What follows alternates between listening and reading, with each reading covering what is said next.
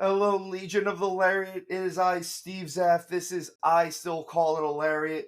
We are doing our new show format, so I am joined with Mr. Showtime, Michael Wright. How you doing today, Mike? Oh, you know me, Steven. I'm living the dream. Not to beat a dead horse too much, but as we have been saying, the new show format is Showtime and I will be reviewing TNA and WWE stuff, and Hound and I will be reviewing NXT and AEW stuff. We will still be joining together for bonus content and, of course, previews and reviews.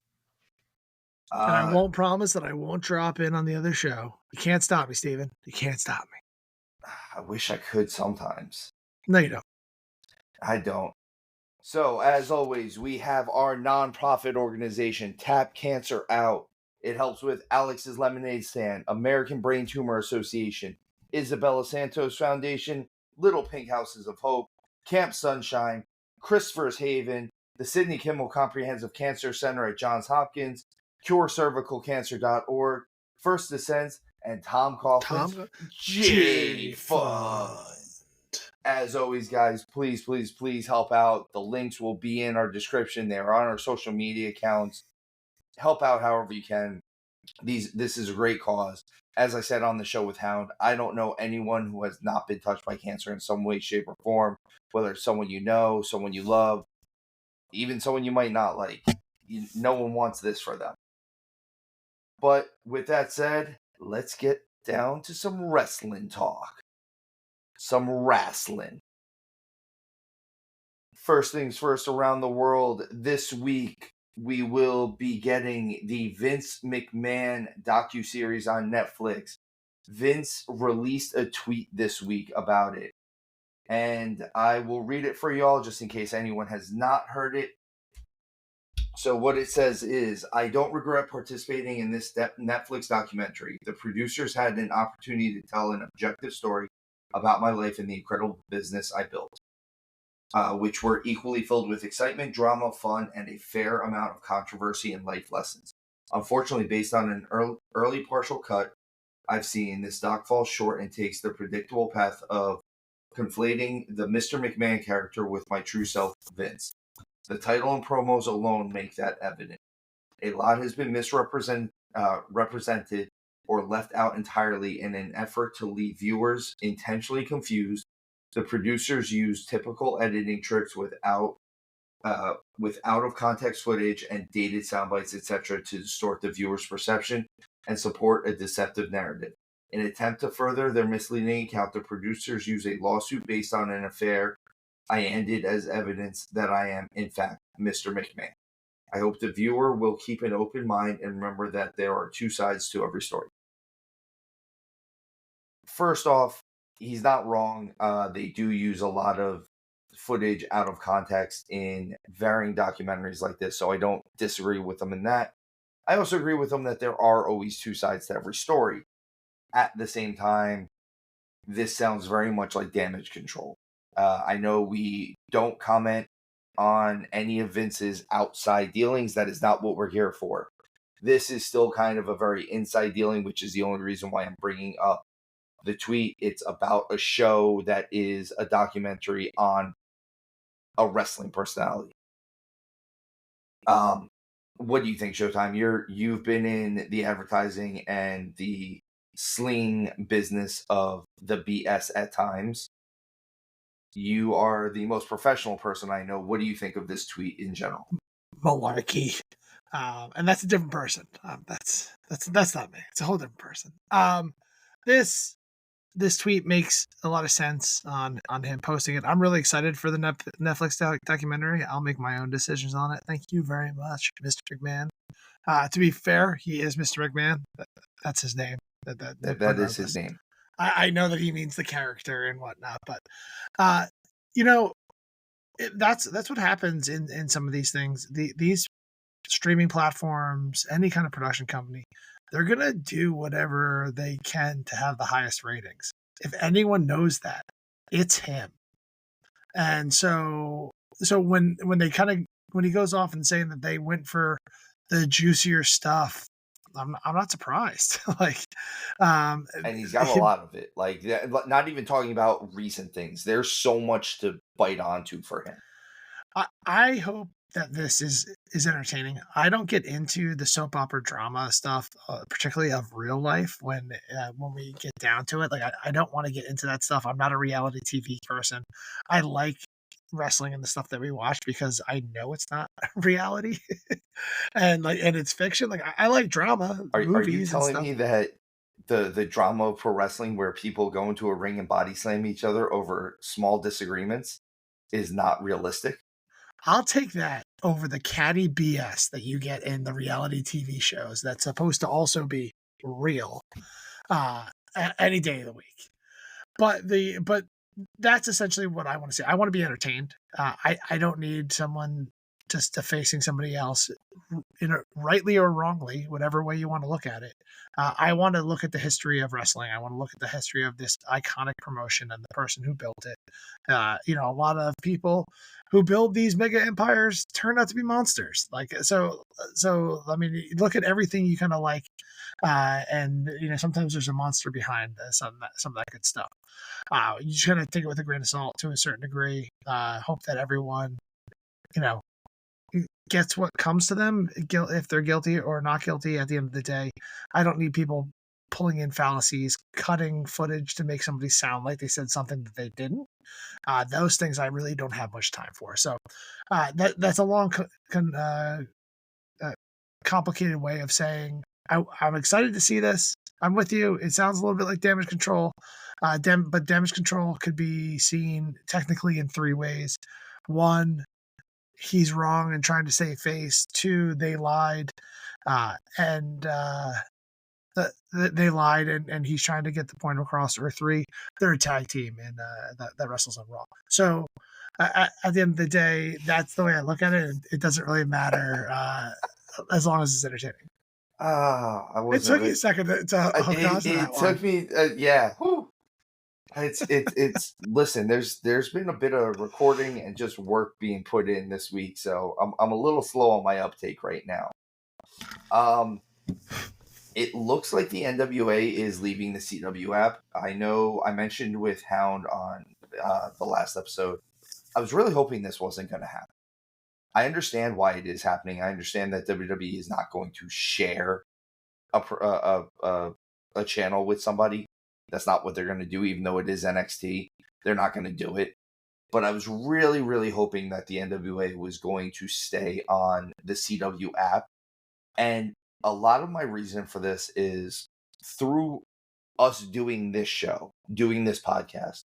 You and I have discovered wrestling. You especially have discovered wrestling that you wouldn't normally have watched, or gotten back into wrestling you wouldn't normally have watched, TNA. like TNA, where my hope is that NXT going to the CW, it's obviously going to be, the replay will obviously be on the app at some point.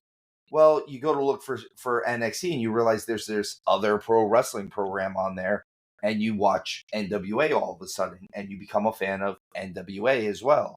Because quite frankly, between you, me, Hound, we all kind of agree. Isn't that how we kind of found other wrestling that wasn't whatever the mainstream was? We are in that sense like, oh, hey, like, have you checked out blah, blah, blah, blah, blah? They're putting on a great show.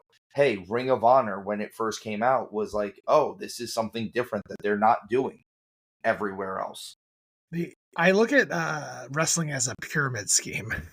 Absolutely. You get into one person that you really like, and then they wrestle somebody, and you're like, oh, well, I like that guy as well. And then you go watch some of his stuff, and then you so on and so forth. So that's actually the reason why I love the TNA and the NXT collaboration, because it really is bringing a lot of eyeballs to more than just Joe Hendry, even though he's the one that seems to be profiting the most out of this. Or I guess him and Jordan Grace. I think the two of them kind of really, really profited from this. But that at the end of the day is kind of what how wrestling kind of spirals. It always takes me back to the tapes that we used to get when we were on the independent circuit, where you would buy a tape because I absolutely love this person. Like I'd get like a Flair of the Four Horsemen one because I was so into those guys. or even the better example is the Mr. Perfect one, the Kurt Hennig one, actually, because it was the AWA time. And I didn't like I knew of Lawler at that point in time, but I didn't realize how awesome he was because I had never really seen anything outside of the Eddie Kaufman stuff. Because I just didn't watch the Memphis wrestling, and when he came up to WWE, I didn't really watch too much of his stuff there. But then I found that tape where it had some of his best matches against Hennig. And I was like, oh, this is exactly my style, and I'll watch everything I can of him. So that's why I call it a pyramid scheme. NWA, it has a decent amount to offer. I think people definitely need to give it a try. It needs to find its home. You're right. WWE is not going to share. They're already sharing enough, more than they've ever shared. And obviously, it's all whatever points to the business. I root for NWA because I want to see them come back because of the legacy that they have. Even though this isn't, I don't know if it doesn't count anymore as the original NWA. I mean, it's still the NWA title. Like every time that it's kind of gone away, it's been its own thing. I feel bad that they keep trying. Everyone keeps trying to resurrect the NWA, and then they go off and they do their own thing. ECW did it originally. You know, the Shane Douglas throwing down the title, and then like 10 years later, TNA did it. Because originally, for those listeners and viewers that are not old enough to remember, TNA wrestling, before it was even Impact or before it was TNA, originally was NWA, Total Nonstop Action. And they fought over the NWA World Heavyweight Championship. Hence, how our boy R-Truth is a 2-time world champion. Ron the Truth Killings. And like it feels like every time they try to like it, and even you want to get down to it, AEW did the same thing. AEW, or the executive vice presidents of AEW, built the original All Out show, or All In show, which had no real significance to AEW yet because it wasn't a thing. But they built it off of the back of an NWA World Championship match between Nick Aldis and Cody Rhodes. They filled a 10,000-seat arena off of the back of that. Fast forward a couple months, and we have AEW. Again, this was another thing that piggybacked off of the NWA that then didn't use the NWA. And I feel bad. I feel like this keeps being the thing. And it's ran by, of all people, Billy Corgan from Smashing Pumpkins. Who also used to run TNA, too. TNA for a bit. He is an actual wrestling fan. Like, he's a wrestling guy. So for all the talk that it's ran by a rock star, no, it's ran by a wrestling guy. He's smart enough. I've heard this from different interviews. He's one of those guys who's smart enough to know what he doesn't know. And he leans on wrestling minds. He just doesn't have. He's not a billionaire, and he's not a conglomeration. He's not an openly traded company. He can't bring NWA to the masses the way he's probably less on the production quality than we always say TNA is. And it's, again, like you said, the history of the NWA letters. Those letters mean something to guys like us. Yeah, but the thing about the NWA in its own right, I really do think that I wish they would go with the territory mentality again. Like go line with more than, because I know they have a couple, but go out there and try to align with everybody. What's Scott's promotion that he's building up in Canada? Maple Leaf Pro. Align with them. Connect with Al Snow and do something with OVW, because they're I think they are connected with OVW. Are they? And I'm not the most educated in this spot, but like do it to a situation, and even like lean back into the AEW side of things, where the NWA World Champion gets TV time across everything, everywhere, like and go into like. WWE owes them for taking them apart. Give them a little bit of a TV time there. Give it a little bit over to TNA and really have some of these working relationships with some of the the spotlights and then start being that governing body that they once were. Because I think that's where their power was, and they don't have it anymore because they don't have a champion that goes and tours the way everywhere. the way it could And be even done. when they did, it wasn't as televised or as known, because like Aldis did that. Aldis went all over. That's why he started calling himself the national treasure, because he was everywhere. He was. Yeah. There was a point where he said he defended like the title in Japan on Friday, and then in like Georgia on Saturday. Yeah, but Which is this is the future now, Stephen. Like you don't need TV to get exposure.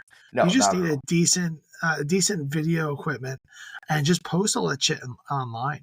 Like have it where people are waiting for that match, and make it more about the champion than everything else, because that was what drew people. Was today the NWA World Champion is coming. It's coming to Texas. They had their own titles and stuff down there, but when Ric Flair came down there to wrestle There was the only Von one world Erichs, like champion. there's only one world champion, and like you could do it that way. It's just going to take time and energy and money, and it's something that you could collaborate with some of the people who have those things to build up. That'd be, hey Billy, if you're listening, come talk to us. We'll make you some a name that people know. We got some ideas. We got some ideas. I mean, the other side of that was I was always a little shocked, and I guess not as shocked because it's not as big of a group, obviously. But why didn't AEW just when they couldn't have a working relationship with TNA? Maybe they should have gone after the NWA and done like a working relationship with them. You could have had the NWA World Champion on there, and I mean, you've already got 3 other World Champions on there. So what's one more at this point? This one, like, this is a little different because, like, even ROH feels like they're minor league at this point in time, the same as NXT NWA is still a world champion. Yeah, that's what I mean. Like that one is its own entity. It's kind of, it feels like a half step at this point in time rather than a full step. Like where ROH is a full step down, NWA would be like a mid step down, like a half step down, just because they don't have the notoriety and all that. But there's always that legacy, and you need to capitalize on it before everyone forgets. like even us, like we're old souls in this situation. Like I don't remember really much of the NWA when in its heyday. I remember like the very very end of it before it became before it really turned into WCW. It went that route, and I think I believe I remember more than I actually do because I've watched a bunch of that stuff. See, I think that's what it is I've and watched more of it than I remember necessarily. I remember because I have watched it, but the problem is, and this is something where I feel like you and I share this little bit of kinship in how we came up in the wrestling business as far as being kids who loved wrestling. Where we were poor kids from the Northeast, I didn't have cable. You know what that means in the Northeast for those of you from with our friends to the southern part of America? We didn't get Turner networks. If you didn't have cable, you didn't get Turner, which means you didn't see the NWA or WCW. So I was what 10, 11 years old before the first time I saw either version of the Crockett promotion, and that was 1992, and they had fully gone WCW at that point. So I think I always had cable. I think I always had access to that. So I may have watched it when I was younger. But the sentiment still stays true that like you watch something so many times you just assumed you watched it live. It's kind of the way I look at that. Exactly. Moving on from NWA, part of AEW's possible television deal that we keep going over and going and over and going over until it gets finalized and they tell us exactly what it is. I know you and I had spoken about them maybe going to Fox. It looks like if they're going to go to anywhere, it's going to be FS1. Again, until everything is finalized, we don't know what this deal says. And even still, once it is finalized, we still don't fully know what it's going to be because Tony Khan and AEW doesn't actually have to share that information with us. That's the thing about it not being an openly traded company. They don't have to tell us stuff. They can tell us that they're getting $1 billion contract out of the deal, and we're kind of stuck believing them, unless otherwise told. I'd comment, but Hound had me sign an NDA to not speak about AEW on his terms, so I'm contractually not allowed to speak. I'm just kidding. Any any version of AEW in He's another just all spot, out. I think, yeah, just all out. I swear that wasn't it. We planned that ahead of time. The AEW just being just couldn't have been worse or better. The AEW expanding its footprint is beneficial to them. Obviously, being on Fox is substantially better than being on FS1. Being on broadcast is always better than being on cable because you just have a bigger reach. But at the end of the day, we'll see what they come out with. I've heard some weird names for whatever their other show is. I think this is the death of Rampage, though. Rampage, that's the third one. I have heard that there is going to be no more Rampage, which is also why, that's part of the reason why on the other show we don't even cover Rampage, because nothing really happens over there. Mm-hmm. Well, we still cover SmackDown, and I'm still not convinced anything happens there at this point in time. At least something happens. The world champion is on SmackDown, at least. Yeah. I at least get storyline movement on SmackDown. We'll get there in a minute.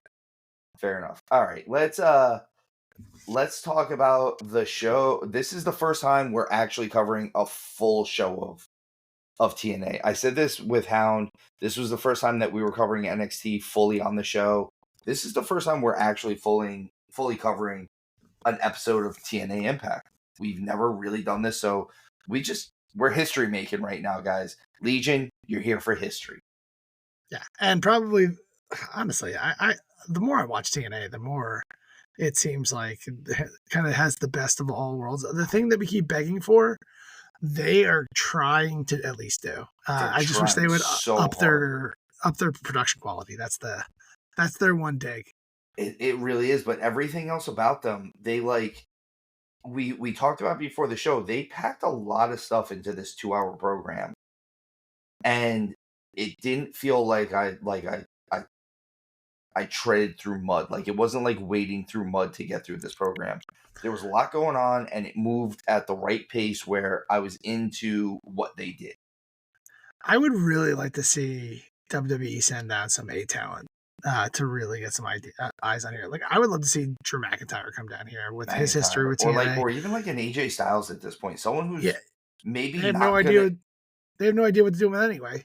That's what I'm saying. So especially like someone like him, where he's probably not going to be anywhere near a title anytime soon. You send him down to TNA for a little bit just to give him a shot in the arm. That'd be huge. Not just that, but he's just got that history, that legacy. Well, that's the thing. He has the history there. He's got the history there, and he's got the star power. You put him in there, and like I said, it's a shot in the arm for all the right reasons. Mm-hmm. So like that's what I like to see. Like send some talent, kind of like how they do with NXT when you see like CM Punk or Randy Orton show up on NXT. Yeah, just because they're trying to drive ratings there. Send some love. They're sending you their top talent with Joe Hendry and Jordan Grace. That is true. Just send them somebody. Send them a mid-cover. Send them Jimmy Uso. Uso. He'll still lose in the main event, but we'll get to other things later. No, Jimmy. I'm not ready. Send them Jimmy. Yeah, yes. get Jimmy in there. Get Jimmy. You gotta pray for. Are you still praying for Jimmy? So, all right. I don't want to I don't want to give out too many of my sources on this one, but I saw this pray for Jimmy thing. The problem with this is this pray for Jimmy thing came out at the same time that someone I know was Jimmy's bartender.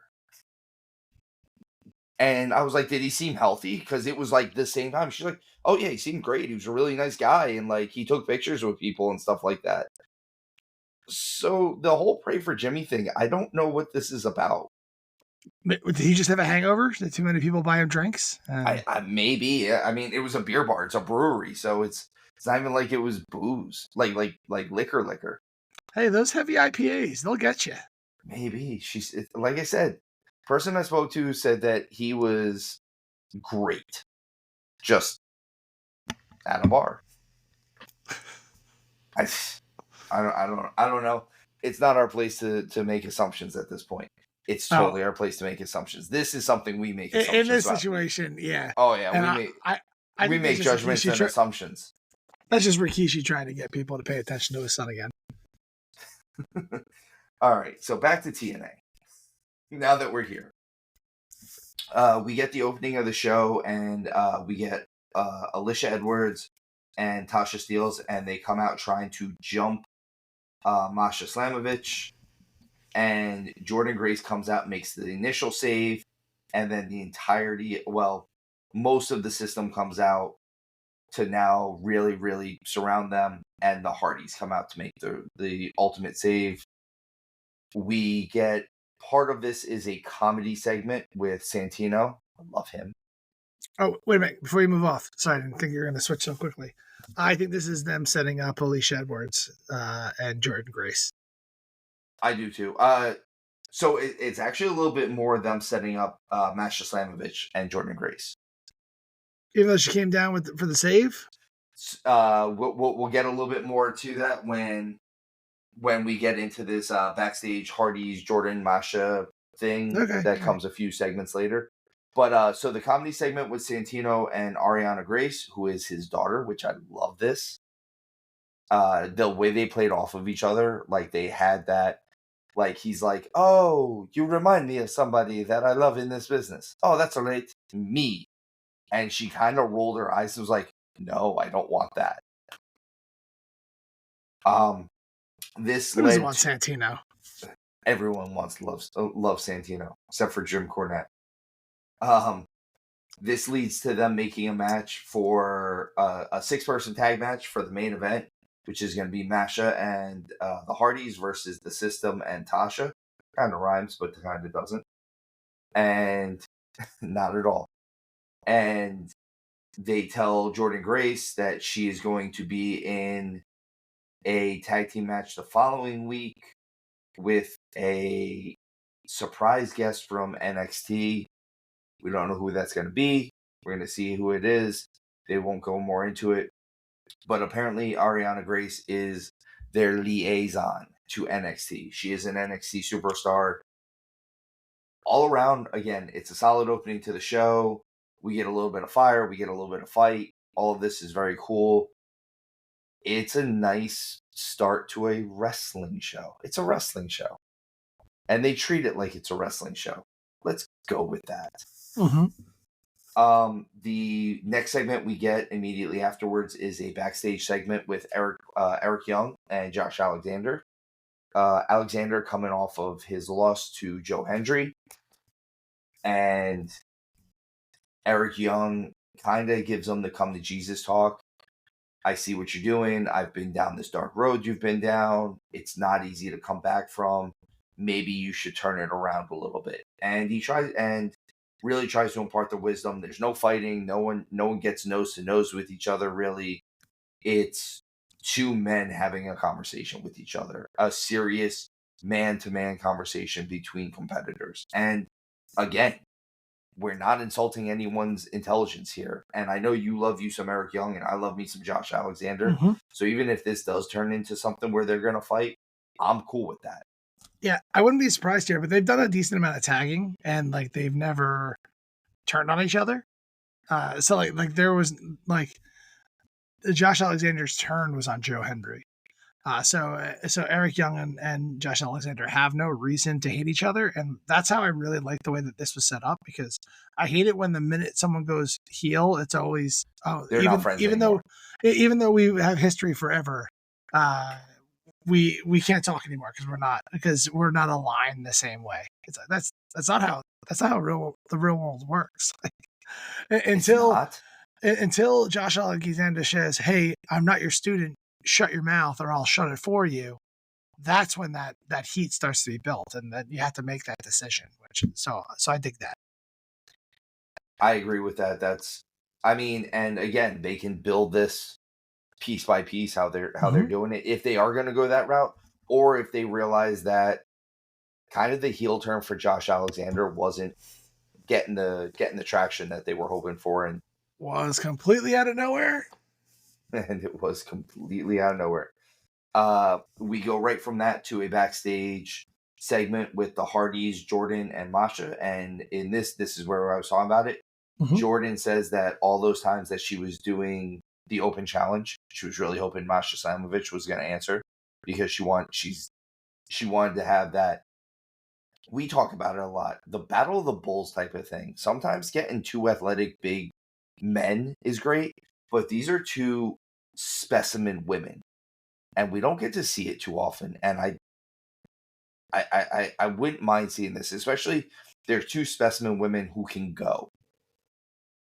So this is I let you get to this spot before I responded that I'm with. They are definitely setting this match up. I bet you that Alicia is the one that takes the title off of Jordan.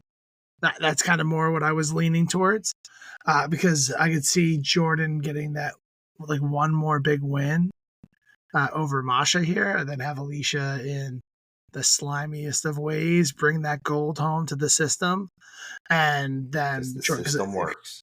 because the system works. And then you have a heel champion there when you had a face for as long as you have.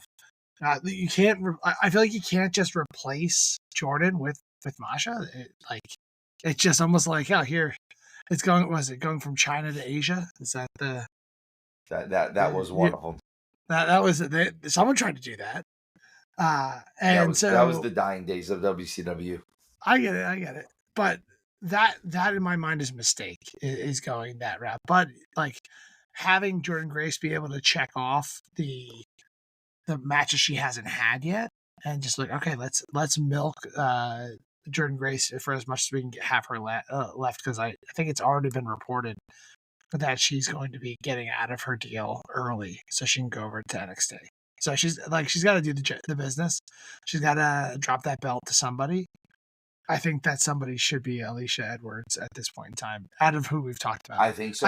I would also like to see Ash by Elegance get it. So I would go Alicia Edwards just to. Again, it depends on health reasons. If she's really hurt, which it seems like she really is, even though like now they're using it as a bit of a work, I could see her not getting the title just for that reason. If that is the case, I could see them trying to do something with Tasha Steelz. Like, hey, like this is our mini version of the system, especially like Masha Slamovich was never part of the system. That was always our big knock on that tag team. You're muted. It was always so clear too that she wasn't part of the group. No. And I just I never got that. Like, all right, like let her in, even if you're gonna punt her out later and double cross her. She's the other half of the tag team titles. But she's just like, all right, I'm on team yay. Yeah, it was. I actually never realized like how they would say it, but it's Militia was their tag team name. And I was like, oh, all right. Yeah. I'm in for that. Like, I like little, you know me, I like little plays on words like that. Speaking of tag team wrestling, though, we get a great tag team match next. We get First Class, which is representing them is Casey Navarro, who I met him years and years and years ago when he was like 30 pounds lighter and looked like he was, 10. And AJ Francis, who I have not met yet, but I'm sure at some point I will at this point, the way things are going, versus a team called Sinner and Saint, who I've never seen before. I really liked them, though. They were this straight cut. They reminded me of, for older wrestling fans, Phil Furness and Doug LaFon.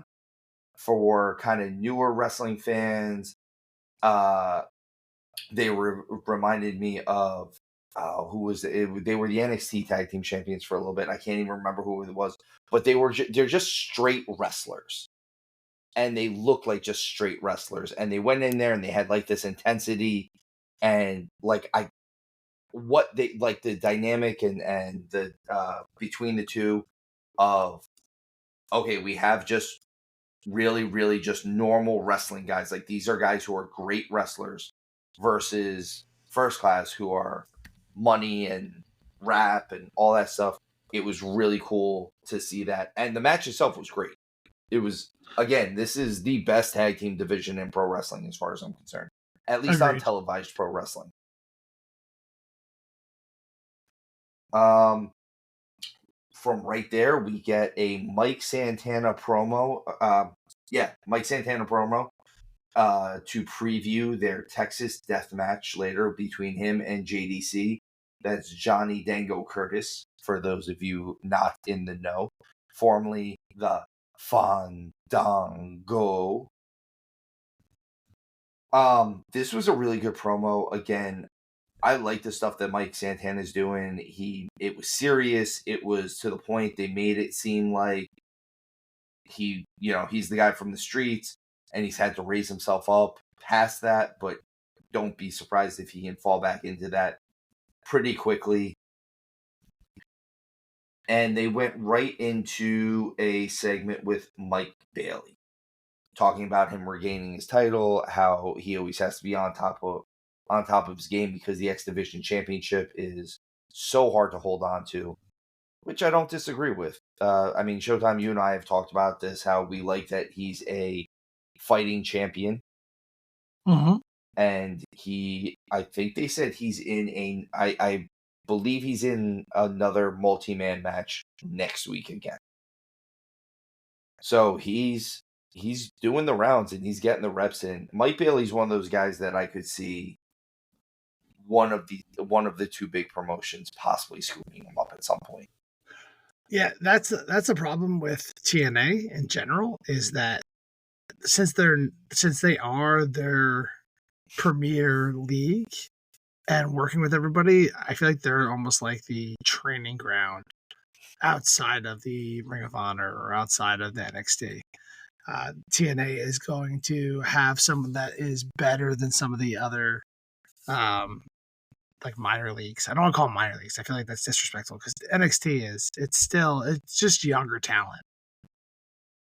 Some of the other brands, the non-independents, basically. And a lot of this is, and I fully believe this, part of the NXT TNA working agreement is as much to get some of these people reps in front of a camera and in front of a crowd, and they don't have the time to do it. So these are people that they probably do want to push down the line or see if they're ready to be pushed down the line and see what they can deliver in front of, a couple thousand people and a camera, because that's important.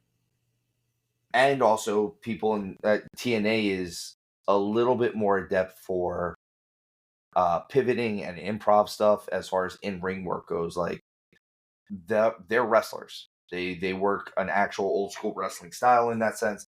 They can probably pivot a little bit, change direction on the dime, so to speak. Let's see.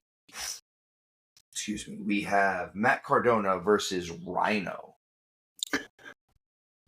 who Showtime asked me if that was Rhino before this.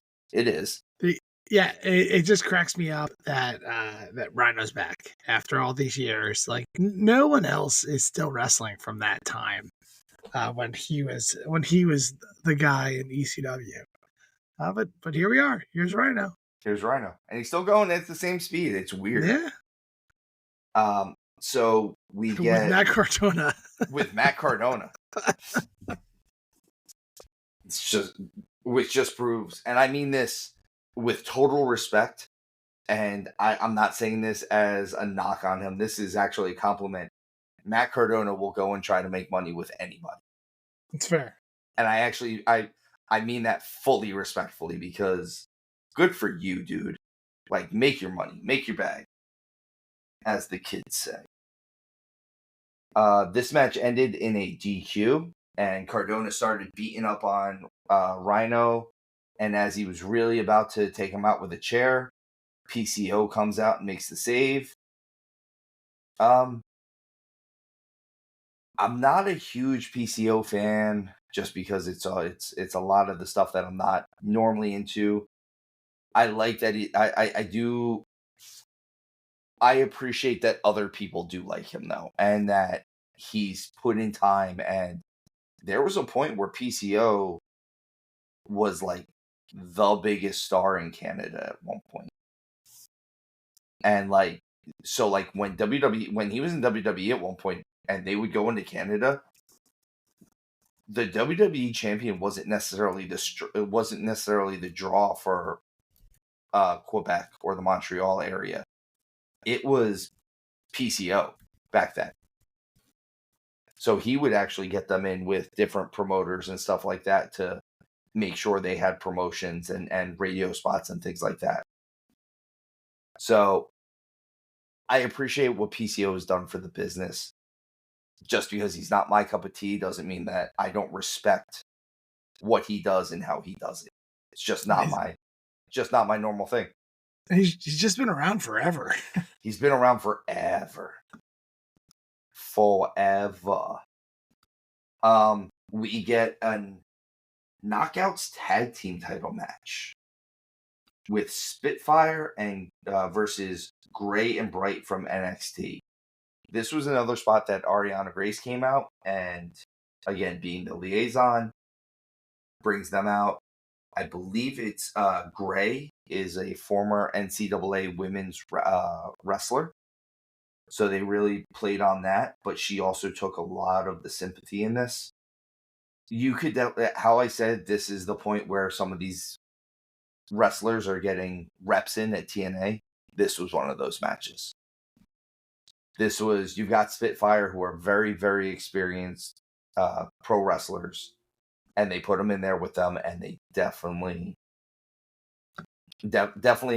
molded them and guided them. And like, hey, we do this for this reason. We don't do this for this reason. Mm-hmm. And I'm cool with that. I'm totally okay with that type of thing for it. Speaking of your friend Ash by Elegance, we got a backstage with her manager, her concierge. And I don't know who the other person is, and I'm so sorry. They don't actually announce her in this, but it looks like this is supposed to be a third person in their little stable that they're going to be building up. And basically Ash by Elegance is going to be her Yoda, her fashion Yoda, if you will. But again, a lot of this was very, very quick segments. I know it seems like we're flying through it a little bit, but it's because the show itself flew through some of this stuff a little bit. They kind of gave you just enough to whet your appetite with some of this stuff. And finally, we get JDC versus Mike Santana in a Texas death match. I want to point out that this Texas death match was under actual Texas deathmatch rules, not whatever Texas deathmatch rules some of the bigger promotions have been throwing out there. This is a matter where it is an anything goes match, and it is a falls count anywhere's match, and it is a last man standing match. But an actual Texas deathmatch, you have to make a pinfall or submission, and then whoever got the pinfall or whoever was pinned has to stay down for a 10 count. So you really need to keep this person down. Mike Santana won this in a great clean win. I thought they did a good match. I know, Showtime, you and I have been a little bit against the ultra violence lately for the last few weeks. Hound and I actually said it on the other program that we kind of wish that AEW would stay away from it a little bit more for the next few weeks, and they did not. I was not opposed to this match. This match was done well. It was not, everything they did was not overly done. No one got tased. There was no near deaths. It was a violent wrestling match. And I see nothing wrong with something like that. And like I said, the ending of the match was clean. It was Santana coming off the top of the rampway with just a regular splash, threw a table, made the pin. JDC stays down. Showtime, like I said, this is kind of the way I want these matches to go. Mm-hmm. I mean, you got anything you want to? When these things really pop hard when you add them in at the right time and do it at the right level.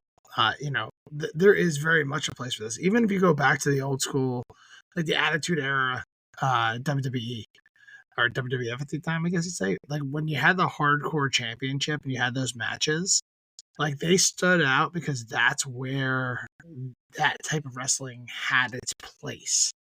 And I've seen some of those. They've done a really good job in TNA in general on stipulation matches and like finding ways to sprinkle them in and bring them to the forefront and do them relatively well. Some of them haven't hit fantastically, but this one was overall really good. And then I really like the way they've been handling Mike Santana as he's come back over the last couple of months, and I think he's someone that they're grooming up to be like a real kind of main event competitor.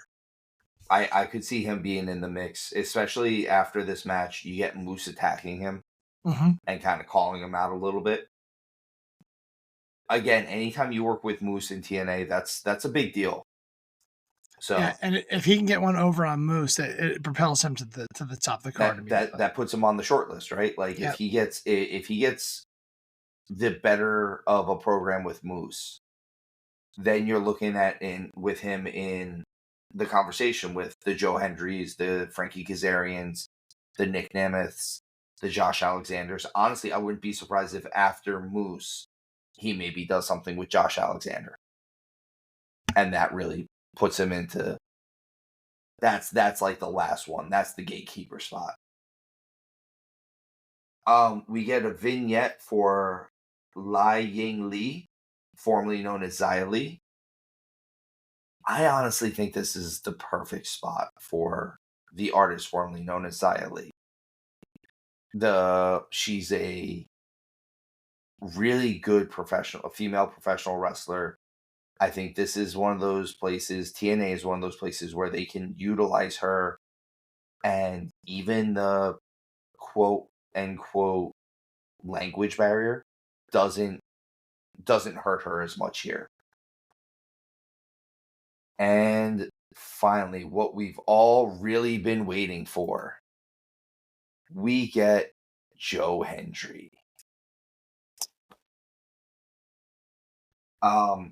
I have it written here. Joe Hendry is so over. This is not just a TNA or NXT thing. People love Joe Hendry. And the fact that Joe Hendry gets interrupted by Frankie Kazarian just proves what level Joe Hendry is at. Like we're putting him in there for real. He's the hometown hero. He's about as homegrown as you get at TNA right now.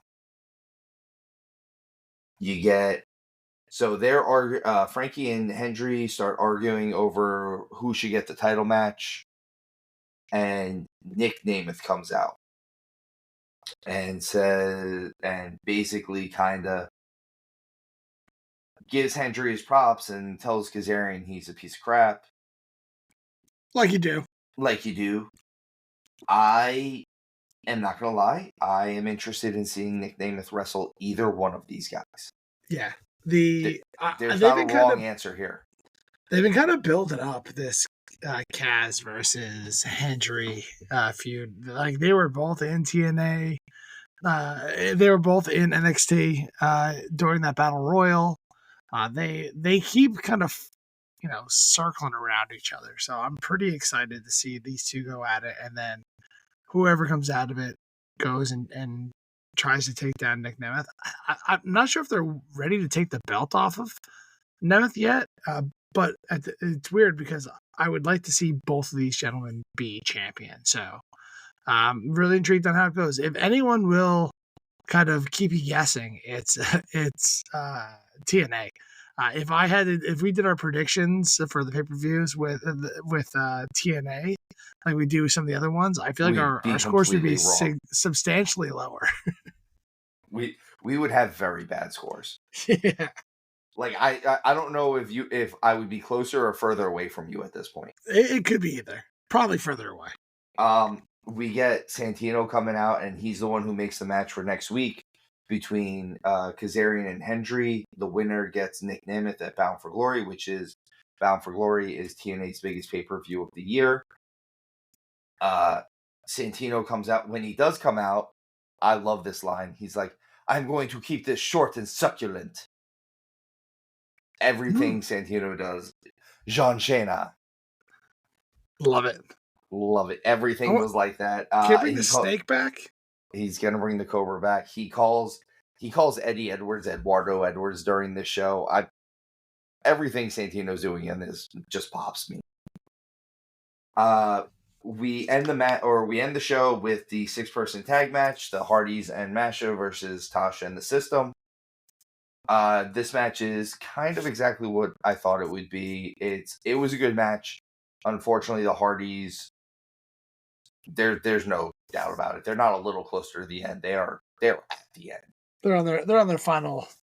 They're on their final tour. I don't know how long their final tour is going to last, but they're Billy Joel playing Madison Square Garden right now. But we get Hardys and Masha going over on this one. Like I said, it was a good match. We got some nice little fun spots during it, like ABC coming out and removing Alicia Edwards because the ref is throwing her out, and she's like, I'm not going. And ABC comes over and hooks her by her arms because she's all superhero posed and just lift her up and walk her up the ramp. And I thought I popped a little bit for that one too. Like I said, man, TNA, Legion, if you're not watching TNA, I don't know why you're not watching TNA. They put on one show a week. It's one of the easiest ones to get a hold of. And if you're paying for other streaming services, honestly, you could probably get rid of one of them and get TNA Plus, and it's fully worth it because you get most of their pay-per-views and you get all of their Impact episodes. Plus, you get their entire back catalog, which you want to go back and watch some cool stuff. Go back and watch Christopher Daniels, AJ Styles, and Samoa Joe, and you'll be happy. You'll be happy that I recommended this. You'll thank me later. In fact, my email will be down here in the description below. You can thank me for recommending this. Don't do it. Don't inflate his ego. I need someone to, man. You don't at all. I won't do it. He won't do it. All right, so that was TNA. Now on to the biggest promotion in the world. First off, we have for WWE Friday Night SmackDown. Now, for SmackDown, the only thing that we're going to go out of order with is I want to talk about the most important thing first on this one, and that is the Cody Roman segment at Georgia Tech. I thought this was awesome. I thought this was very well done. I know that on Busted Open, they had mentioned, or Bully Ray had specifically mentioned the reason why they didn't do it in front of a crowd was they didn't want the crowd to sway the reaction of how they did the video, which I think that's accurate. That was really smart, and this was cool because Bad Blood is going to be in Atlanta. We get Cody, who is a Georgia boy, and we get Roman, who played football for Georgia Tech. So the fact that this seemed like home field for both of them was really, really cool. I like how they did it. I like how they spoke to each other. I like Roman saying that you're in my way. And then when Cody gets out of his way, he goes, you're in my way in life. Yeah, this promo was really well done. I miss some of Roman's segments when he doesn't make me wait 20 minutes for him to walk down and start talking. But once he started talking, it was very entertaining. I really liked the way that he kind of put it out there that he kind of has nothing now. It is a quick departure considering that like yesterday he had everything. And now he has nothing. It's a little quick for me in that route. I don't feel bad for Roman Reigns. No, he has don't nothing. Try to but get he me still to pulled up feel in bad 7 for cars. you. Come on, man. You've been a bad man for a long time. You're not getting my sympathy that easily. But he is right. Cody has everything to lose at this point in time, and part of it, I still am convinced that Roman is like it's weird. At least maybe I want Roman to double cross Cody, not necessarily to go with the bloodline, but to be like they fight the bloodline at Bad Blood, and then he double crosses Cody, and be like, yo man, I'm not on your team either. Yeah, like I don't like you. That's on you. Like this is family. I'm gonna take care of that business. You really don't have a place here. It's time for you to see your way out. I saw a rumor too. This was like a rumor meme about when Cody eventually goes heel, because everyone's just assuming it's gonna happen. Yeah, and I'm not saying it will or it won't, but how epic would it be if Cody's heel turn involved? Ladies and gentlemen, my name is Paul Heyman. I would like to see that, but I don't think you necessarily need that, and that doesn't give me the heel turn vibes, because like I want Cody Rhodes to go full Homelander. Like that's the heel I want. I want him like we'll talk about it later. They've been teasing Owens going heel for a while now. I would love to find out that after everything, it's actually Cody that's going to go heel. Oh, that would be dope. Like that's a good way to like if subvert expectations. If Cody went heel on Owens instead of vice versa, yeah. Oh, it'd be so good. They're not going to do it because then Cody would have to stop crying. But we get LA Knight gets a win over Andrade, retaining the U.S. title. A lot of secondary title matches this week. We got a U.S. title match on Raw. We get an IC title match that they've been building up. Andrade raised LA Knight's hand and shook it, kind of forced it upon him, as we said. LA Knight does not like to play well with others. He seemed like he was willing to give him a fist pump, but didn't want to shake his hand. No, he doesn't seem like much of like a hugger. But hugs are free. Hugs are free, not drugs. Drugs cost money. We get Apollo Crews once again embarrassing Giovanni Vici, if you will. This just, I mean, for all the work that they did with his vignettes and stuff like that, I don't know if the vignettes were supposed to be so that they could just keep doing this. I don't know if people just weren't reacting to the vignettes. If they decided, hey, like, they're not really getting the traction that we want, so we're gonna keep you on, but we're gonna make you kind of a comedy wrestler right now. Yeah, I don't understand why he's getting so jobbed out. I get why he was kicked out of Imperium and kind of moved him away so he can kind of come back fresh, but they brought him back just to job him at this point in time. I don't know. It's losing a little bit for me. I'm still disappointed that Imperium never really had that long tag team run. Like with the titles, I thought that would have been cool to go along with the IC title that Gunther was carrying. I think that would have been really cool, especially since the entirety of the time that like Gunther was the IC champion, it really felt like Imperium were just being stooged out. Yeah, they were just there. They were just losing all the time. And at this point, with what they're doing with Vici, honestly, send them back down to NXT. Yeah, because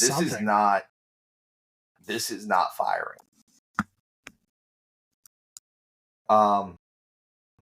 Kind of the biggest news, aside from anything Cody and Roman related, is Bayley and Naomi win their match against Nia and Tiffany, and Bayley and Naomi both get the pin on Nia, which means we need to figure out who the number one contender is going to be.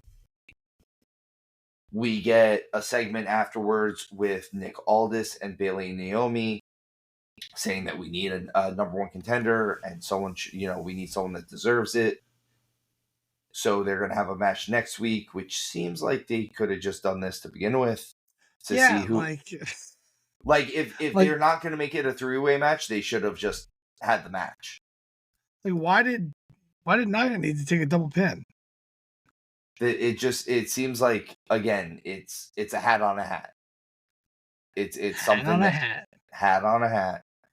I will say this. And mainly because as much as we have been fans of Bayley. We have not been fans of Bayley's booking and how they promote Bayley. I think they're turning Bayley heel again. I mean, it probably makes sense. She's a better heel than she is face at this point in time. Like, she was a good baby face once upon a time. Or they're turning one of them heel, is what it very much feels like. Because even that segment with Aldis, they're like, one of you, we need, there needs to be one number one contender. And Bayley jumps in and goes, yeah, me. That's kind of a heel thing. It is, but it's also showing her competitive spirit, I think. So, like, and that's what she's kind of going for. Which is also why I think if Naomi is the one that goes heel, it would subvert expectations. So Kevin Owens and DIY get into a brawl with the Bloodline, which is supposed to lead to the main event. And as they're about to go out for the main event, Owens is out there and DIY has been beaten to bloody hell. Who is going to help him? Well, who else would it be but the Street Profits? Why not? Why not? Just why not? Let's just put a bunch of people together to let Jacob Fatu beat the crap out of. That's literally it. They're just cannon fodder. Just let's let Jacob Fatu beat the crap out of everybody. By the way, I think this is one of the things Hound misses the most is telling us how scared of Jacob Fatu he is. At the end of the match, the heels are about to really beat up on Kevin Owens. Cody comes in and makes a save with a chair. Owens picks up the chair and it looks like a tease, like he's about to hit him with the chair. He's not going to hit him with the chair. They shake hands. Will they, won't they? I'm sticking with my original statement on this one. If I'm holding the pencil, I have Cody go heel on Owens. I just don't know why you need to tease it right now. I know they kind of did the thing where Owens turns on people or whatever, but you don't need him heel today. And it's almost like it's just a tease. Where I don't think either of them are gonna go heel anytime soon because you still have the Bloodline to deal with. It's like they're the never-ending group of new people at this point in time. There's so many Samoans. You saw the family tree. There's 87 of them. The only one not related is Samoa Joe. Strangely enough, it's weird. Tahiti Fred. But like that's this one. This tease is it falls a little flat for me at this point in time because like everyone expects it, but do they? We don't really need it right now. I don't know. I don't know what's gonna go on with this at this point. I think if they had turned Owens actual heel while he was wrestling Cody, it'd have been different. But now it's just kind of doing it to do it. And like, don't get me wrong, I think Owens needs something to freshen him up. And maybe a heel turn is it, but turn him heel on someone, that I don't know. If you turn him heel on Cody, realistically, kind of turn him heel on Randy first. This way, everyone who thinks that would be surprising. See, like everyone who thinks that we're gonna get this Cody Randy thing, it turns into Cody Owens because of this. Like Owens shelves Randy. I think that would be better. I think that would be more interesting. I will say the wrestling on this card a bit uninspired. The SmackDown has felt like the B show, even though they have the top champion for a little bit now. I feel like we complain about it almost every single time we cover it. It's just in general, like it really feels like both shows are doing really good segments as far as not wrestling goes. But then all these pesky matches keep getting in the way. Like really, it was just like the Roman Cody segment. Just we didn't really get Solo. Yeah, no Solo. No Solo. We didn't really get much. Again, we just didn't get much. There wasn't much for this show whatsoever. I'm hoping that maybe once we kind of get Raw on Netflix, maybe, and I realize it's a few months away, that we'll get a little bit more meat on that bone. Uh-huh. But who knows? And well, you got SmackDown is going to 3 hours. Did I hear that correctly? I heard they're toying with the idea. I think that's a terrible idea. I really hope they don't do it. I don't even want, once they take Raw off 3 hours, I don't want them to put Raw back to 3 hours. I think they're going to. What I've heard about Raw on Netflix is that it'll go as long as it needs to. So get ready for 4-hour Raws. But they'll mess with that time.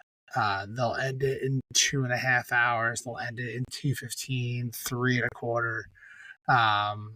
And kind of play that game so you never really know when it's supposed to end. It allows you to kind of surprise people where like, oh, there's 20 minutes left, so we have a 20-minute match ahead of us, and it's over. It's gone. Oh, okay, we're just ending 18 minutes early. See, I kind of like that. I actually do like that. Also, they have the option to do this now because they don't have to place commercials where they have to place commercials. And there's not a time bank that they got to fill. And those kind of restrictions. Sometimes they are allowed to go over a little bit, but they don't have that. That's what the beauty of Netflix is for them. I think this Netflix thing is going to be cool. Again, we'll see. Will Raw still be live? Do you know that? Yeah, Raw is still going to be live. They're still going to show it live. So is this the first thing Netflix has ever done live? Yeah, no. I think they did something else live. I think I might be wrong, but I think the Tom Brady roast was actually live. Oh, was it? I can see that. I think. Again, folks, if you know more than I do, which you probably do, I know wrestling, but let us know. If Netflix has done anything else live, let us know. Comment, talk to us on social media, email, Twitter handle, all that good jazz. It's all down here. Let us know. Because if you want to talk to us about wrestling, we can answer all those questions. Real life or the rest of the world kind of falls by the wayside sometimes. Mainly because all I do is watch wrestling. So moving over to Raw, Monday Night Raw. I kind of like this version of them kind of showing all the stars entering the building. It's a nice little, again, it's that nod to Monday Night Football with. Yeah. It's giving it the live sports thing. They really have tried to position this as live sports. And this definitely adds to it. And like them opening the gate and like it just has that feel to it. We get Dom and Liv showing up in what appears to be Eddie's old lowrider. They're just gonna ride that thing until they can, huh? And as Dom and Liv are walking into the arena, Bronson and Reed and Braun Strowman fly past them, literally fly past them into a concession or into a concession stand, a vendor. Yeah. And they are still fighting it out. And Liv and Dom and everyone's like, well, at least Liv and Dom didn't die because those two guys. At least they didn't get run over. That would have killed both of them. They'd be dead.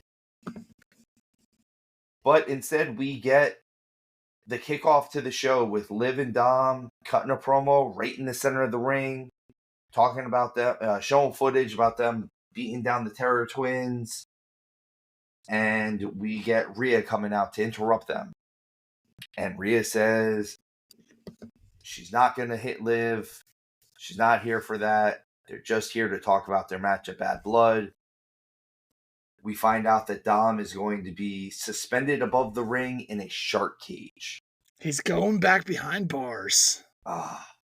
Doing hard time. The very J.J. Dillon of him. Very J.J. Dillon. This is... I love this gimmick. I love it. Mm-hmm. And it's Dom, so I love it even more. I love Dom saying, I can't go back. I can't go back. I love the end of it with... So I keep saying this. Liv and Rhea's chemistry working together is awesome. Yeah. It is very, very good.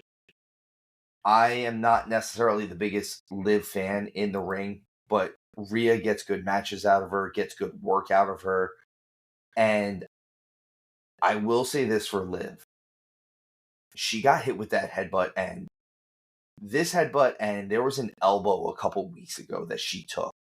And when she took it, man, and I'm not saying she actually did, but she looked like she got rocked. Like, the way she sold it was just, she had that 1,000-mile glare, like she just took a headbutt to the mouth, and like, it looked like she got rocked. So the way she sells that stuff from Rhea sometimes, I'm in.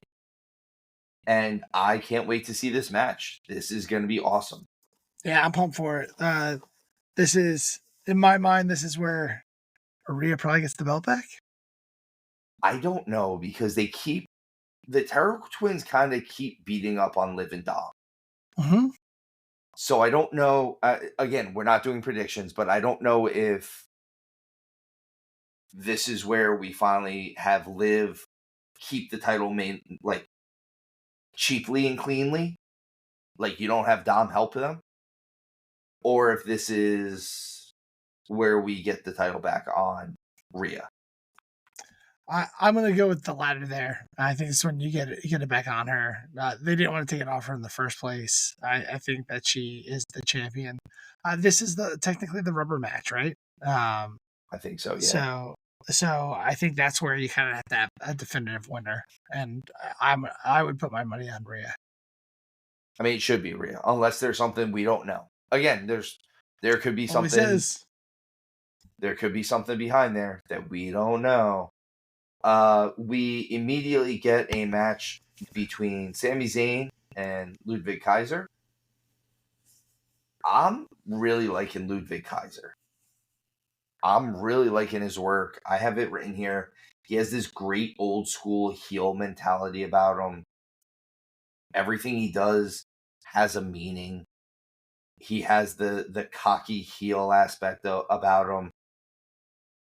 He's not the biggest dude in the world, but he looks like an athlete. Like, he looks like he should be able to do some type of damage. I wouldn't mind... If this was a foregone era, I wouldn't mind seeing Ludwig Kaiser as, like, the European champion to see if he's ready for, like, the IC champion. I don't think he's ever necessarily going to be a world champion, but I could see him dominating that mid-card area for a while. He's a WCW NWA television champion. Yeah. Like, he's the type of guy... Is he going to be the speed champion? I hope not. But, like, he's the type of guy that I could see them recording 4 matches with him in one day for WCW Saturday Night. And him having to have 4 different matches with 4 different opponents and him doing it. He's a Regal. He's a William Regal. And he gets that nice little throwback of it. From there, we get backstage with the New Day and American Made. American Made. American Made. American Made. American Made. We see Kofi trying to bring some old stuff out for Woods. He's got Francesca, the trombone. He's got the Budios. He's got the big stuffed Budio. And Woods kind of shuts it all down. Uh-huh. Showtime, what did you think of this segment here? I like this one. I like the direction they're taking Xavier Woods. And is he getting bigger? I don't know if you noticed that, but I think he's putting on some muscle weight. he's been bigger, and I think just no one's noticed it because he's kind of always been with Kofi, and he's not a super tall dude, Sure. But but he looks like he's bulking up. he's a pretty big dude, and he always kind of has been. I think it's one of those things like you don't notice it until you notice it. Yeah, I noticed it a lot in this one, and I agree. Sorry, I agree. I agree with Woods. You can't go backwards. Yeah, you got to go forward. So, I like what they're trying to do here with Kofi, trying to bring back the fun of it. I would be interested if this doesn't go to a Woods heel turn, but it actually culminates in Big E coming back to manage them I can see and kind that. of getting because I think at this point in time is Big E ever going to make it back to the ring? Right now, the I think consensus seems like he won't. there was something recently that said like there's certain things that need to happen for him to be able to wrestle again. Yeah, And truthfully, the amount of time that it's been, does it do? Should he come back at this point? but he's still a presence on the outside, and like I can see them building to that here. I feel like I haven't heard anybody talk about this being the build to Big E's return now, particularly because they've changed some things. I don't know if that's true or not, and I definitely want Big E to rest up and take care of himself, and not put himself at risk. But I can see that. But it was a good way to kind of start this thing. I just don't love the way that this segment kind of ended with American Made and how the match ended. It felt like it should have gone the other way. I agree with that. I don't know how I feel about American Made currently. I know you and I spoke about this earlier. I feel like they missed they missed the window. I feel like this whole laughing thing they've got with Brutus is it's almost like they're trying to make them like a Heart Foundation type thing. Yeah. Where Julius is the serious one and Brutus just does the crazy laughter. The problem with that is they're not the Heart Foundation, Mm-hmm. realistically. And I mean, I don't want to say that so matter of factly, but you're not the Heart Foundation. The Heart Foundation worked just because the Heart Foundation worked. You can't like recreate that. No, we wanted to see this. We saw this coming the whole time. I just think that they kind of wasted Gable's push. Like he was on fire, and like I honestly think he may have been the better person to dethrone Gunther. And if he had the IC title still when they kind of put this together, that would have been great. I don't know. I don't know why the Wyatt Six went after Chad Gable. I don't know why they're not quite pushing forward and kind of elevating themselves to a certain degree. I know you said you love that they're wearing knee pads now, so that's cool. Knee pads and boots. Knee pads and boots are big for me. The fact that they're not wearing high socks rolled down with wrestling shoes. I'll take them just not wearing those beige singlets anymore into what they're doing now. But I'm curious where it goes. Like I like these guys. I like seeing them in the ring. I just think they kind of missed their window a little bit. I do like these guys, and I agree with you as well. They did miss the window. I think this is a situation where they didn't pull the trigger on this fast enough. Like we all knew it was coming, and they should have pulled this trigger by missing the window. That's like, exactly what I mean. Yeah, like they should have done this. Realistically, this team should have been put together 3 months ago. It should have been at the beginning of the summer. Yeah, so they danced around it Completely. They did Otis for too long. Otis and Tozawa and all of them. We get a really, really good video package for the IC title match. I thoroughly enjoyed this. This video package gave the main event for the night a big match feel, which is quite frankly what we want for this. Because unfortunately, stuff with Jey Uso not winning the title. I know they kept bringing it up throughout the show. They have to keep bringing it up. And to Joe Testator's credit, he's doing what they want from him. But the fact that he has to keep bringing up, well, he's tried 6 times for a singles title and he's lost every single time. The fact is he has tried 6 times for a singles title. And every time we're like, oh, he's finally going to do it. And then he doesn't do it. So this made this feel like, hey, not only is this his chance, this might be his last chance. Yeah, I just if he loses this, I'm gonna let you know. I just don't know where he goes from here. You know? Exactly. I agree. Like I wouldn't have known where they would put him. We then get a Judgment Day with Adam Pearce standoff where Liv and Dom are yelling at Pierce, and Pierce yells back at him, says, "You've interfered with every women's title match over the last few months. I can't go back. Don't put me in the cage. Don't put me in the cage." And then we get Dom say, "That wasn't me, that was Tom," because our truth is always right. Always. Always. And just all around this segment, I actually really, really liked.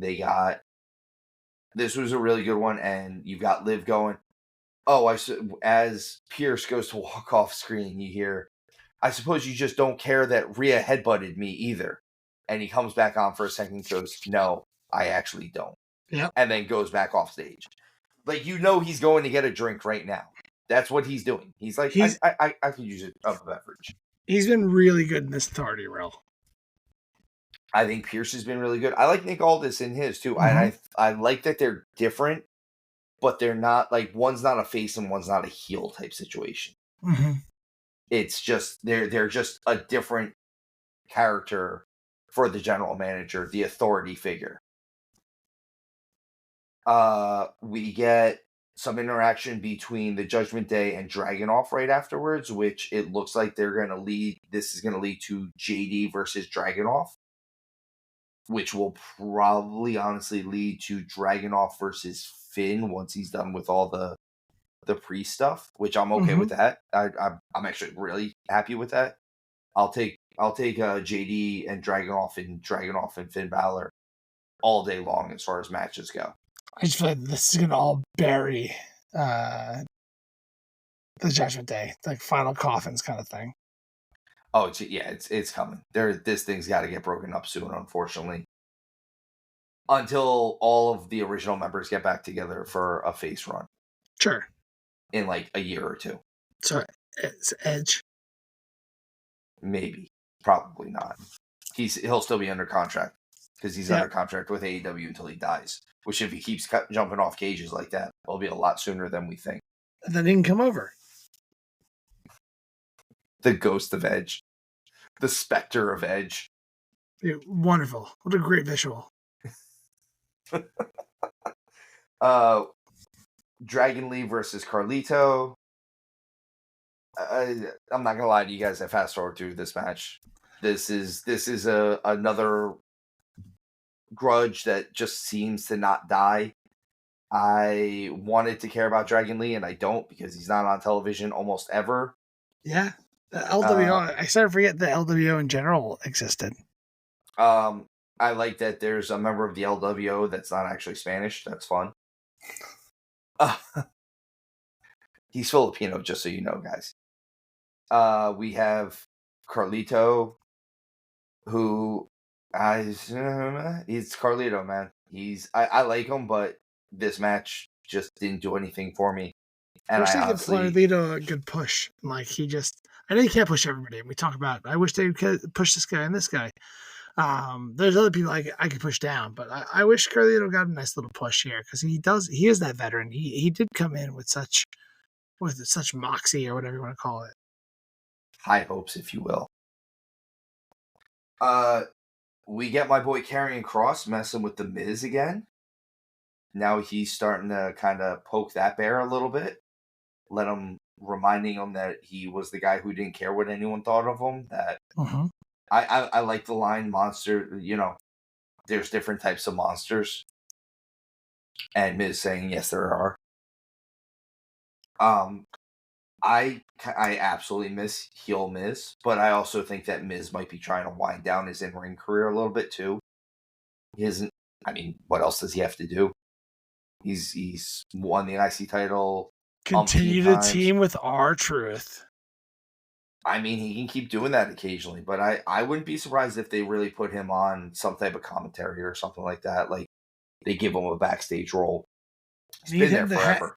Need him to hang around long enough for R-Truth to go heel on The Miz. So then we can have R-Truth versus Stardust. No, it's never going to happen. It might happen. It might happen. They're going to do another like Firefly Funhouse match just between those two. And we're going to see Stardust versus Ron the Truth Killings. Yeah. We get a Sheamus promo about Pete Dunne, talking about how he got hit with a cricket bat. I kind of like the end line of Sheamus's promo. I don't mean to make this about Ireland versus England, but let's make this about Ireland versus England. Again, it was good, fired up promo. And then we get what is supposed to be The Miz versus Big Bronson Reed. And it never happens. Because Braun Strowman ruining comes out. Everything.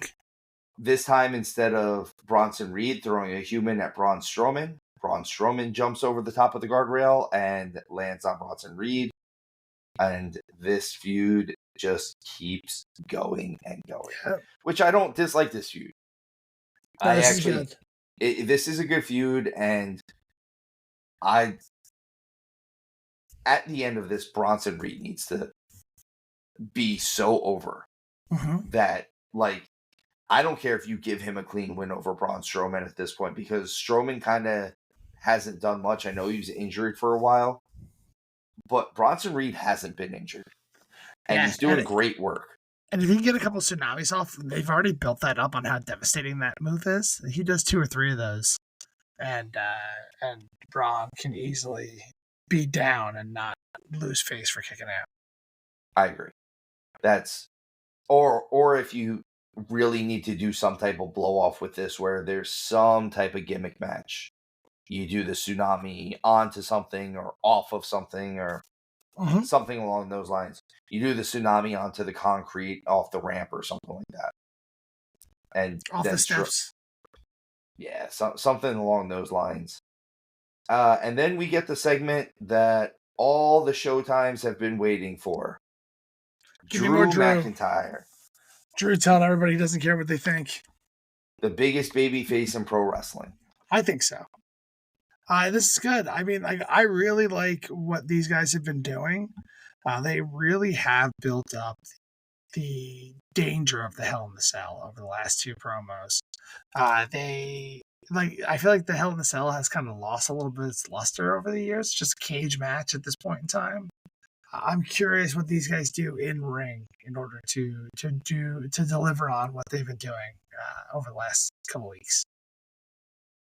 I think Drew is doing the best work of his career.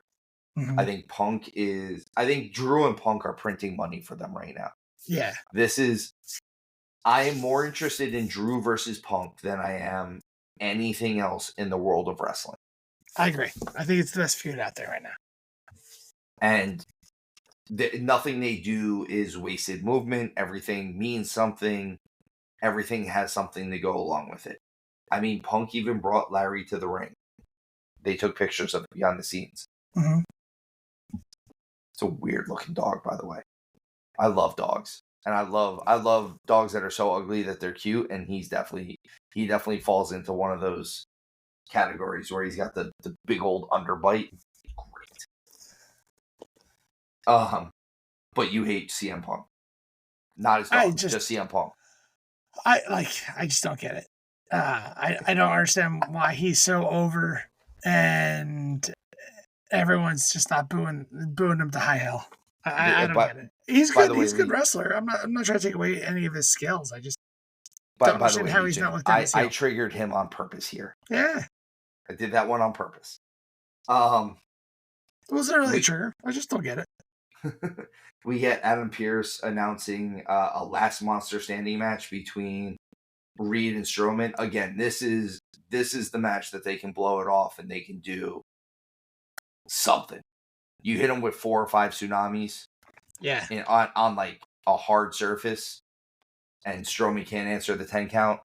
He took out Seth for a reason. Like, I still haven't seen what that reason is. I know so Seth can go heal up or whatever, but Like they use that moment to put over Bronson Reed and these tsunamis. So it has to now deliver again because you've already legitimized it. And then immediately after that, we see we see Pete Dunne attacking Sheamus again with the cricket bat and just yelling, "Don't call me Butch."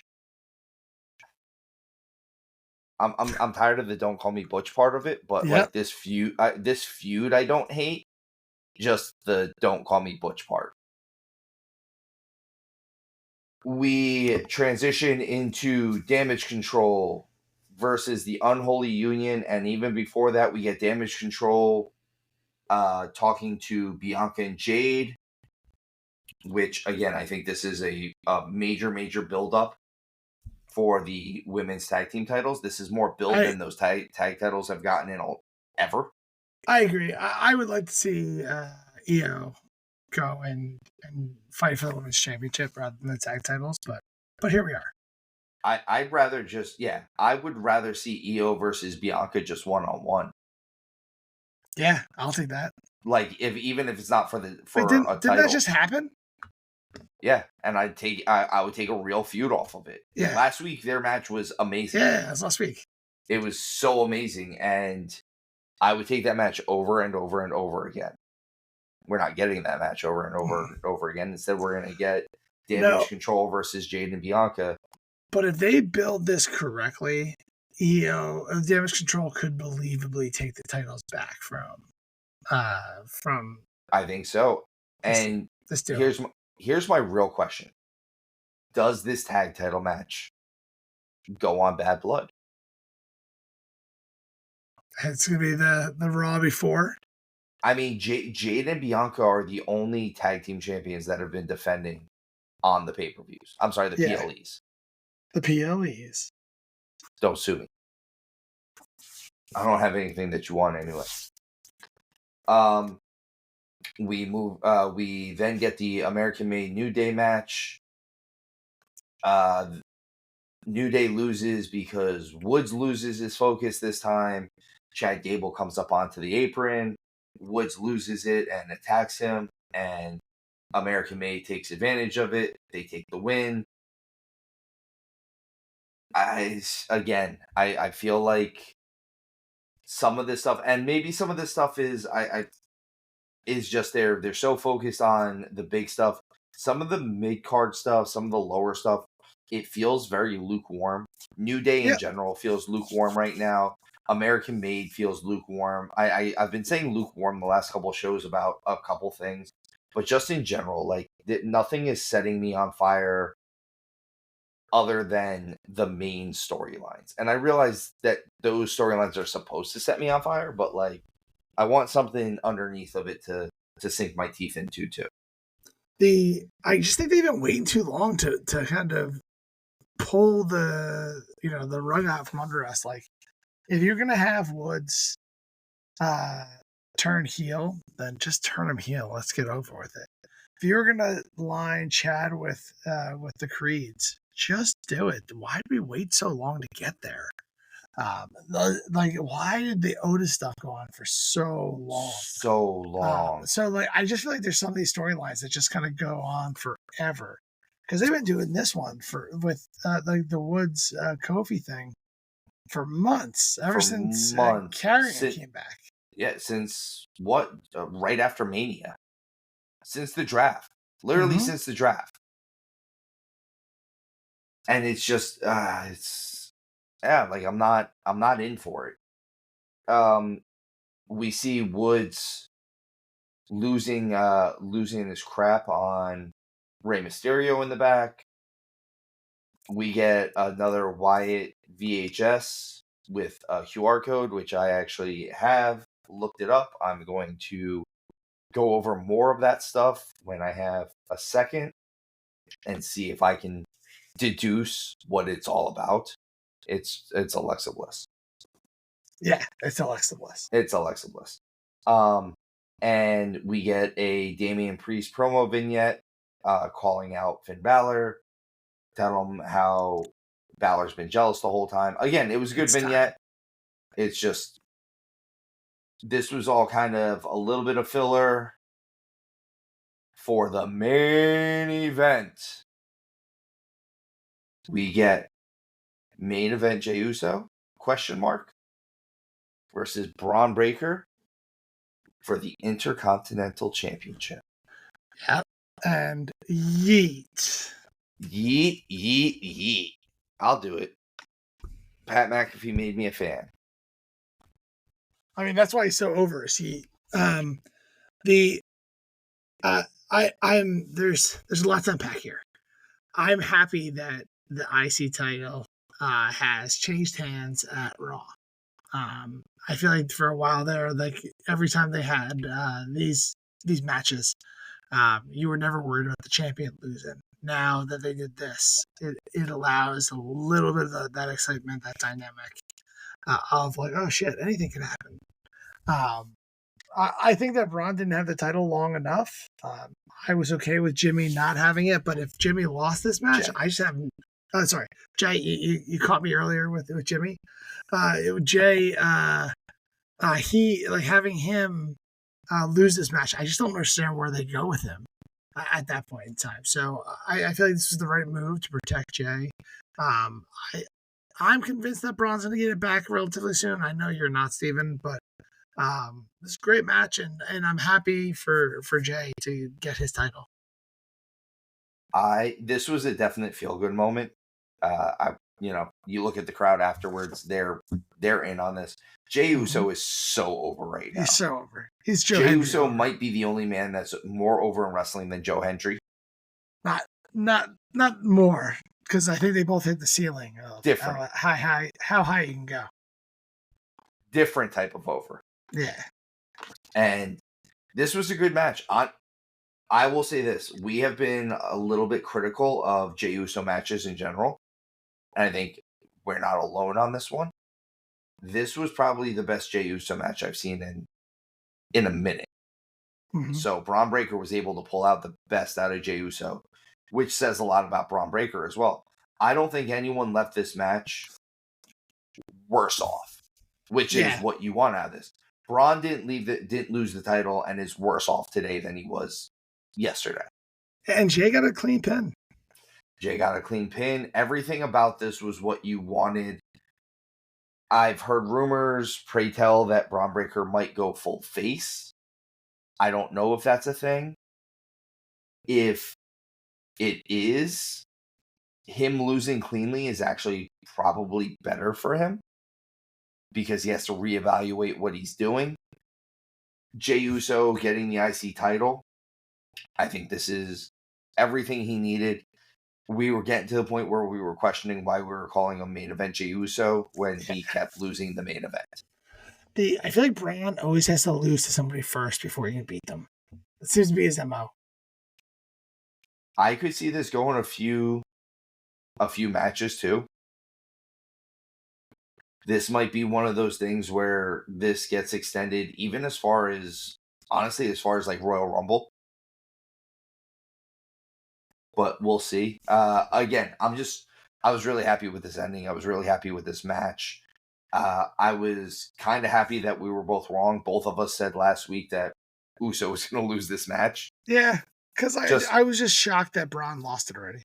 Exactly. I thought he didn't hold it that long. It was like 51 days they said or something like that. But again, the match itself was good. The storyline, the build up, the vignettes, everything they did gave it the big match feel. I got a little nervous for Jay when he was walking out for his entrance because he almost tripped down the stairs.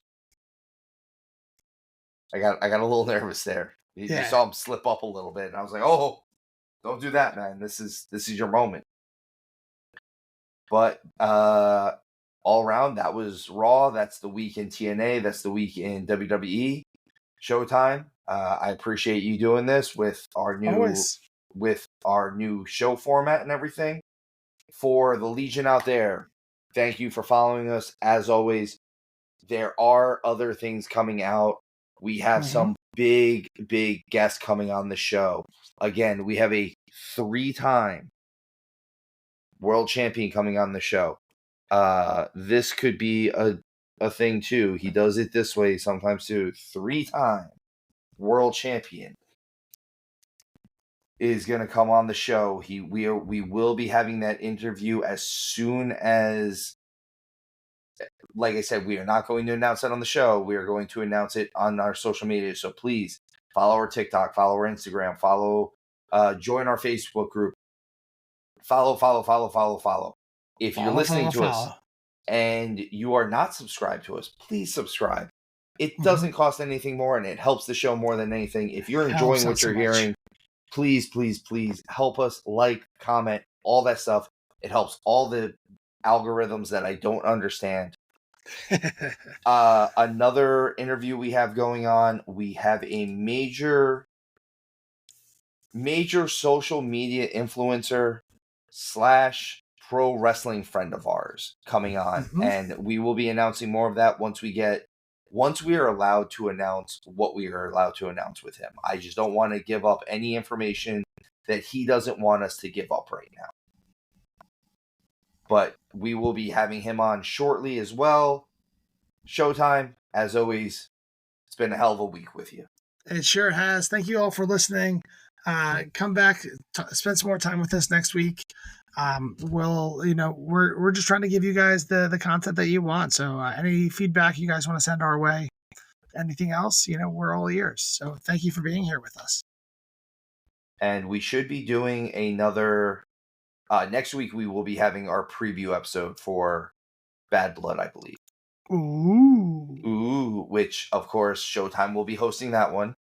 You don't have to listen to me the whole time. Get ready, Legionnaires. And you'll get all three of us together for that one, because that's how this works now. Yeah, it sure is. All right, Showtime, anything to add to the end of this? No, love you guys.